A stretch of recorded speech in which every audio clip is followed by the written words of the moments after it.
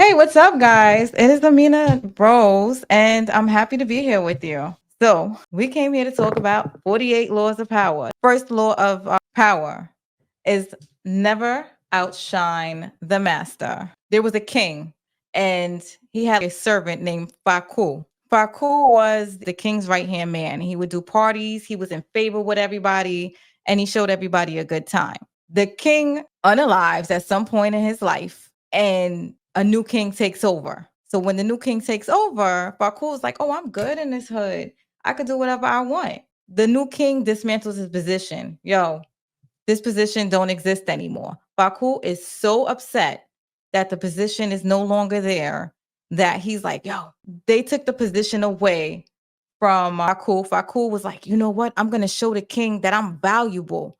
So he's like, let me do everything that I can. Let me be all that I can. He decides to throw him this extravagant party. He pulls together the best food, the best dressed people. It's so elegant. Everybody's talking about the party is so over the top. The new king is like, this guy is a freaking threat. He devises a plan, puts this guy in jail, and is like, we got to unalive this guy now. So Faku showed off so much that the king unalived him, took all his people and contacts, and threw a bigger and better party. Number one is never outshine the master, which is like your boss or your supervisor. Don't ever let them think you could be a threat or powerful. Whenever you decide to do something, make sure that you are meek. You're not intimidating. You'd be like, oh my gosh, I could never do this without you. If you wasn't here to supervise me, or if you wasn't here to do this, then I don't know what I would do. They tell you to do that just until you seat yourself in a certain amount of power and a certain amount of position, and then you take over. That's the way you rock that. Anyway, guys, how are you guys doing? The second rule is friends. I know. All right, you know what? I'm going to give you an example. So the book gives you an example. There was a young king. He had a best friend. He saved his best friend's life. And he was like, yo, he's indebted to me. He owes me everything. This my man. This my friend. I saved his life. He owes me his life. He would never betray me. And in the book, it's saying the person that you think would never betray you is the one to betray you. Now, they say that because you're not paying attention. The king put his best friend through school. He gave him all the finest things. He put him in charge of the military. And whoever holds the power of the military holds the power in general. So he puts this guy in a real big situation in the military, and the guy makes friends and he gets money. The king is giving his friend all his money. It's like, oh, whatever, it's cool. You need this, you need that. Set him up for like a lifetime of power and money. Because the friend didn't work hard, he's like, it should be given to you. If you're not working hard, eventually you're like, this is mine. It's mine. You got it. That means I got it. We're friends, right? He becomes a little bit reckless. And eventually a king is like, all right, you got to pay back some of this money. You have money. Pay back some of it. And the friend is like, excuse me? You want me to pay? No, I'm not paying for this. This is ridiculous. Like, you got it. Why shouldn't I have it? So the friend grows a little bit of envy and disdain for the king. And he starts plotting for the king's downfall because it's like, yo, I could do this position better than my best friend, who is the king. The best friend takes the king out and he puts his head on a pike and he's like, yo, and walks through the town. And that is what his best friend did. Now they're saying the reason this happened is because the king was like, I saved his life.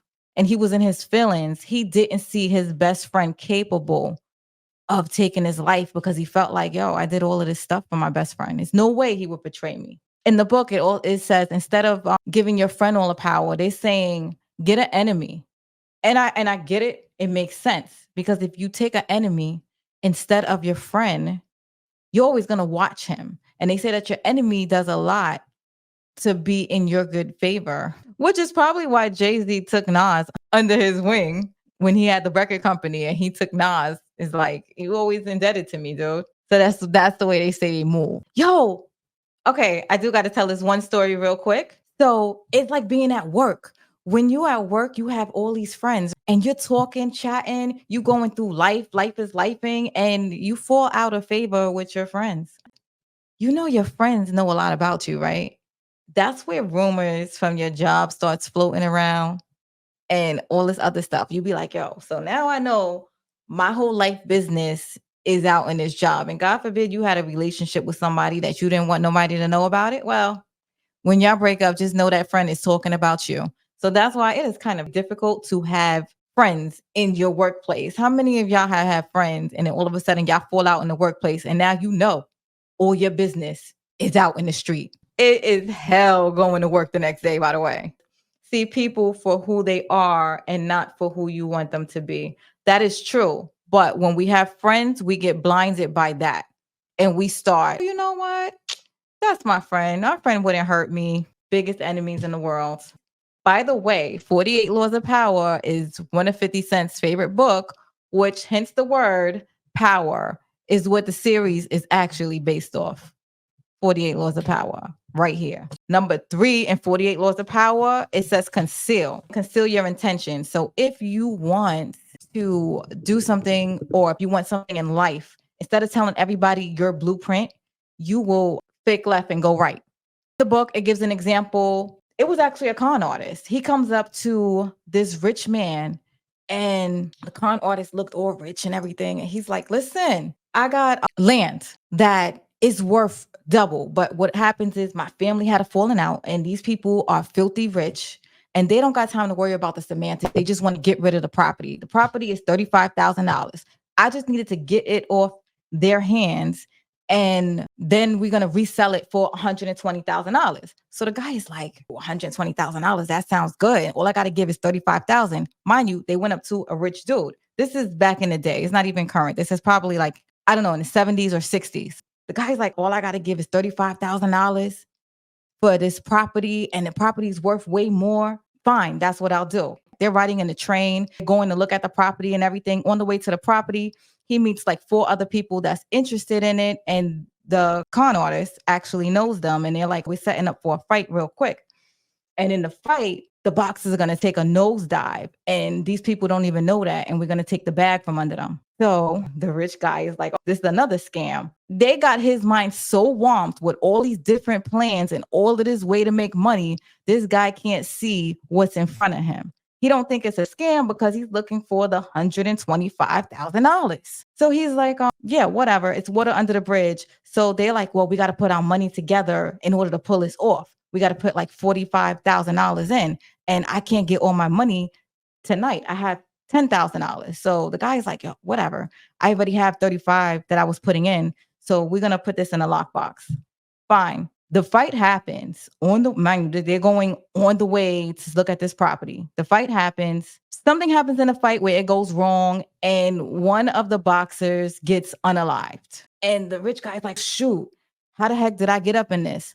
I got to get the heck out of Dodge. So he gathers all his stuff to try to get out of Dodge, leaves the money. He don't want nothing to do with it because it was illegal gambling. He don't want nothing to do with this unalive situation, gets right back on home and leaves the $35,000 in the table. Everybody wakes up. It was a whole big scam.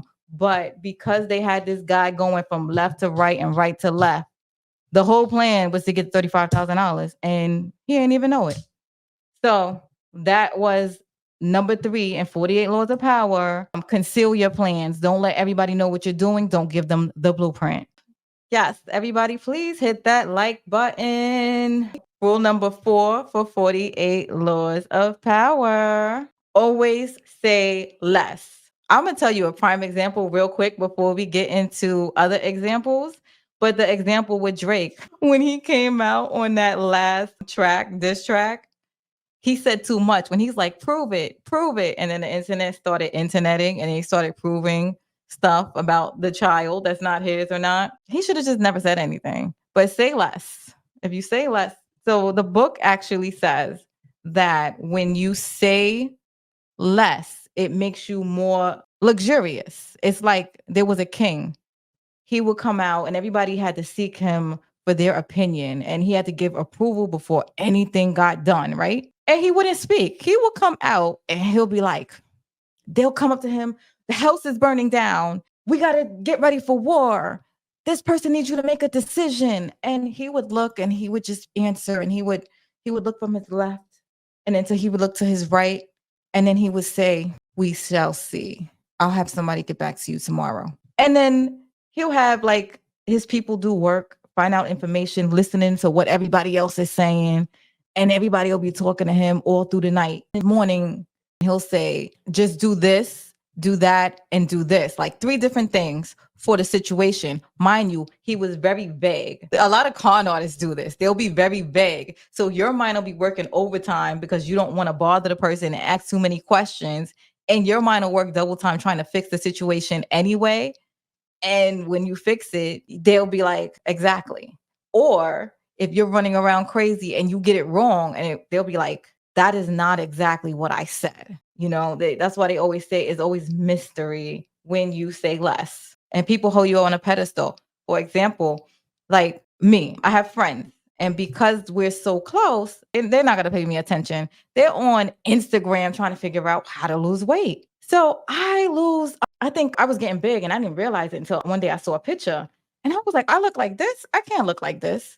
So I lost like 15, 16 pounds in 6 weeks. But it's easy to do because all you got to do is just be disciplined, eat fruits, berries, nuts, or whatever. And no diddy. Anyway, but you got to be very disciplined. I just cut out starch, really. And then I was just running and stuff like that. But losing weight is 85 to 90% diet. That is it. Just cut out the carbs and everything else. And that mess will just fly right off of you. So they saw me do it, but they're on YouTube listening to people they don't even know who was probably faking the pictures and everything else on, I think it was Twitter or something. Oh, but the girl on Twitter said, I was like, okay, whatever. When you say less and people don't really know you, they just value you more.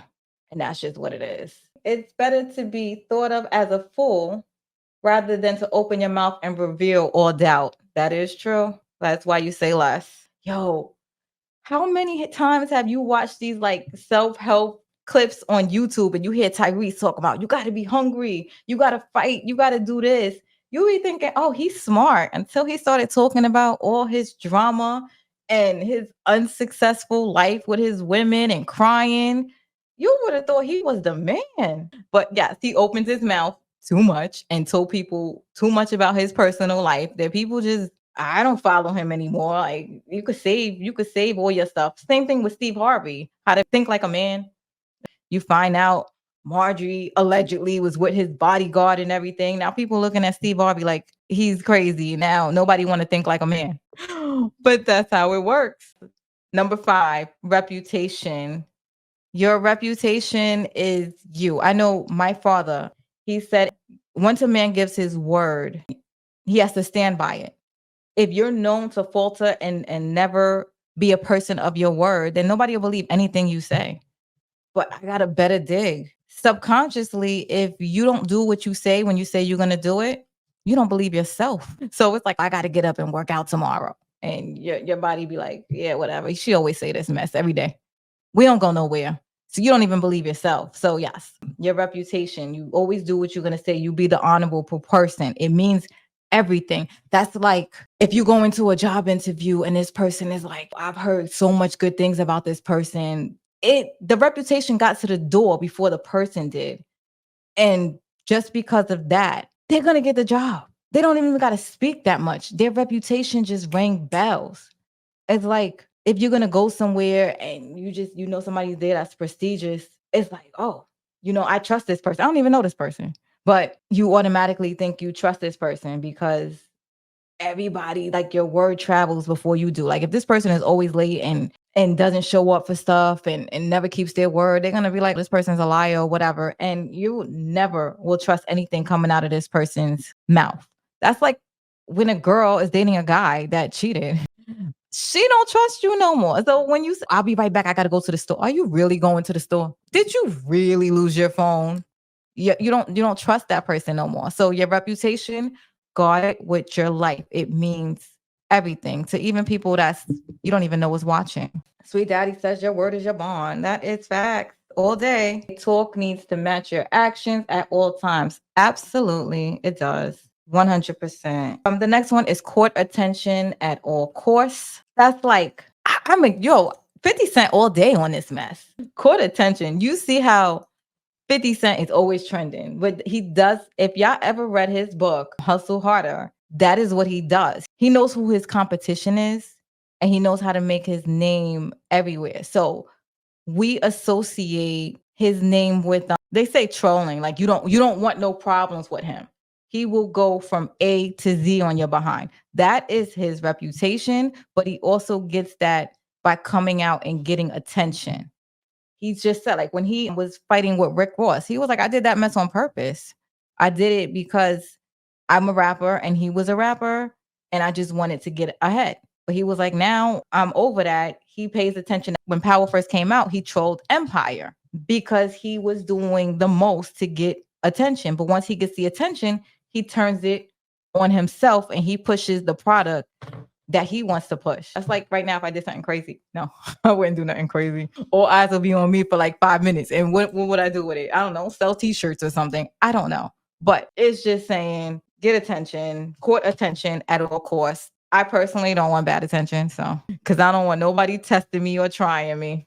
This is a good one. Number 7 is get others to do the work for you, but always take credit. Yo, they're saying by you getting other people to do work for you, it gives you like a godlike feature because everybody's like, oh my God, this person always gets stuff done. Meanwhile, you on Fiverr, you're on this and you're on that. You got people doing so much stuff for you.